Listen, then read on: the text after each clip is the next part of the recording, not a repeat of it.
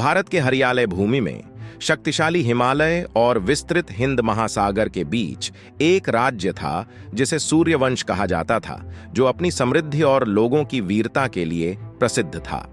जो कहानी सामने आती है वह वीरता, ज्ञान और अच्छे और बुरे के बीच अनंत संघर्ष की एक कहानी है, जिसका केंद्रित अंश एक राजकुमार वीर के नाम से था। वीर का जन्म एक ग्रहण के दौरान हुआ था, इस भविष्यवाणी के तहत कि वह एक दिन अपने युग का सबसे महान योद्धा बनेगा, जिसे धर्म की रक्षा और न्याय को कायम रखना होगा। उनका बचपन मार्शल आर्ट, तीरंदाजी और पवित्र ग्रंथों में कठोर प्रशिक्षण से बीता। वह अपनी जिम्मेदारियों की गहरी समझ के साथ बड़े हुए, उनमें विनम्रता, साहस और करुणा के गुण विकसित हुए। जैसे ही वीर युवावस्था में पहुंचा, अंधेरे बादल आकाश में बढ़ने लगे।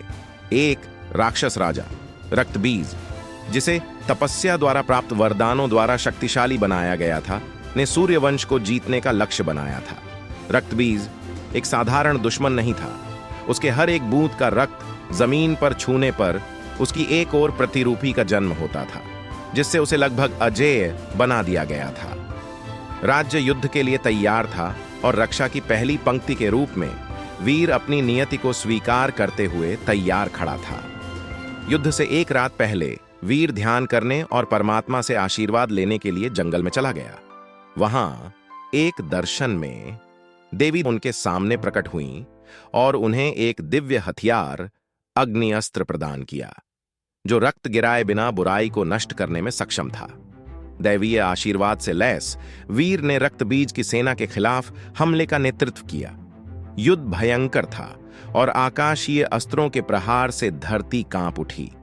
वीर ने अग्नि अस्त्र से राक्षसी सेना को नष्ट कर दिया, लेकिन रक्तबीज एक दुर्जय प्रतिद्वंद्वी साबित हुआ, जो उस पर पड़ने वाले हर प्रहार के साथ पुनर्जीवित हो जाता था। देवी की सलाह को याद करते हुए वीर ने अपनी बुद्धि और अग्नि अस्त्र का उपयोग करके ऐसी आग पैदा की जिसने रक्तबीज के क्लोनों को अवशोषित कर लिया और उनके खून को जमीन पर छूने नहीं दिया। घिरा हुआ और कमजोर रक्तबीज का अंत तब हुआ जब वीर ने बेजोड़ बहादुरी और रणनीति का प्रदर्शन करते हुए अंतिम प्रहार किया और उसे दैवीय अग्नि के गोले में लपेट दिया, जिसने उसके सार को शुद्ध कर दिया, शांति और संतुलन बहाल कर दिया। वीर की जीत सिर्फ युद्ध के मैदान की नहीं थी, बल्कि धार्मिकता, बुद्धिमत्ता और अदम्य मानवीय भावना की शक्ति का भी प्रमाण थी। उनकी कहानी सूर्यवंश के इतिहास में एक शाश्वत प्रेरणा के रूप में दर्ज की गई थी। साल बीतते गए और वीर के बुद्धिमान शासन के तहत सूर्यवंश में शांति का शासन हुआ। वह आने वाली पीढ़ियों के लिए एक किंवदंती, आशा और साहस की किरण बन गए। उनके सम्मान में मंदिर बनाए गए और उनकी कहानी बताई और दोहराई गई, यह याद दिलाते हुए कि अंधेरे के दिल में प्रकाश हमेशा प्रबल होता है।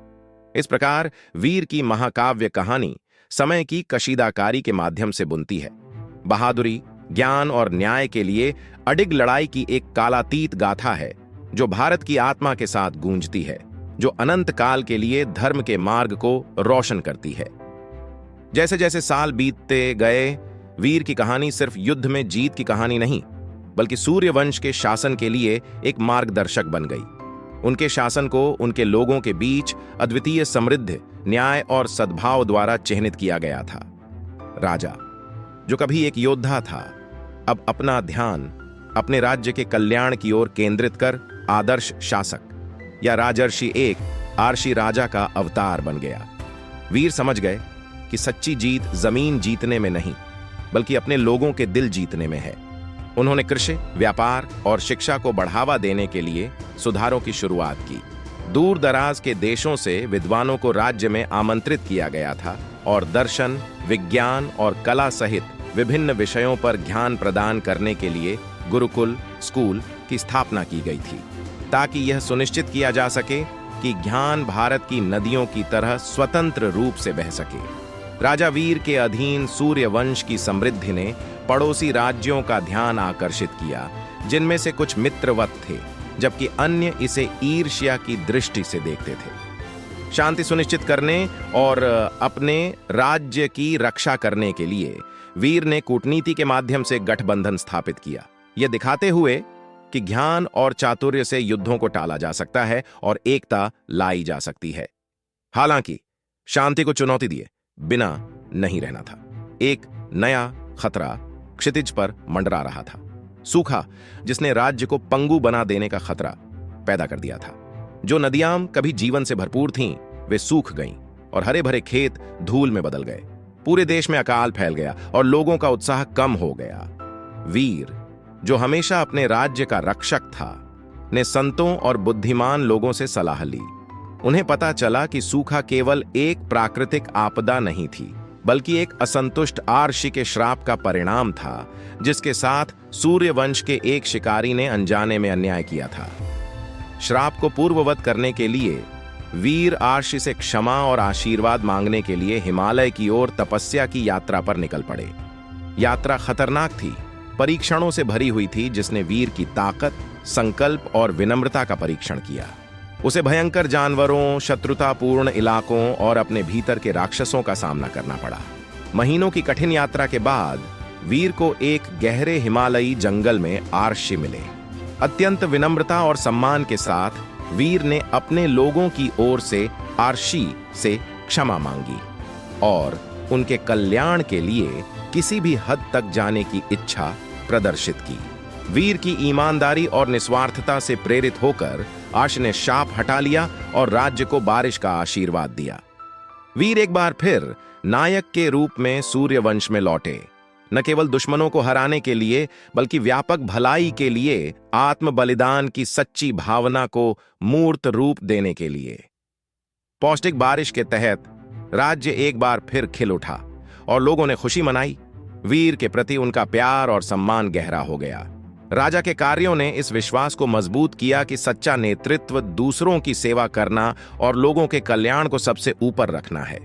राजा वीर की विरासत साहस, ज्ञान और करुणा के आदर्शों का प्रमाण है। भारत के समृद्ध इतिहास के ताने बाने से जुड़ी उनकी महाकाव्य कथा हमें प्रेरित करती है और याद दिलाती है कि हम में से प्रत्येक के भीतर एक नायक बनने, अपने समय की प्रतिकूलताओं का बहादुरी के साथ सामना करने और भरे दिल से नेतृत्व करने की क्षमता निहित है। प्रेम और ज्ञान से भरा मन, यह वीर की स्थायी गाथा है, जो भारतीय महाकाव्यों के इतिहास में प्रकाश की एक किरण है, जो अनंत काल तक धार्मिकता का मार्ग रोशन करती है। हमारे चैनल माइंडफुल जर्नी को सब्सक्राइब करना न भूलें, ताकि आप आने वाली कहानियों का आनंद ले सकें।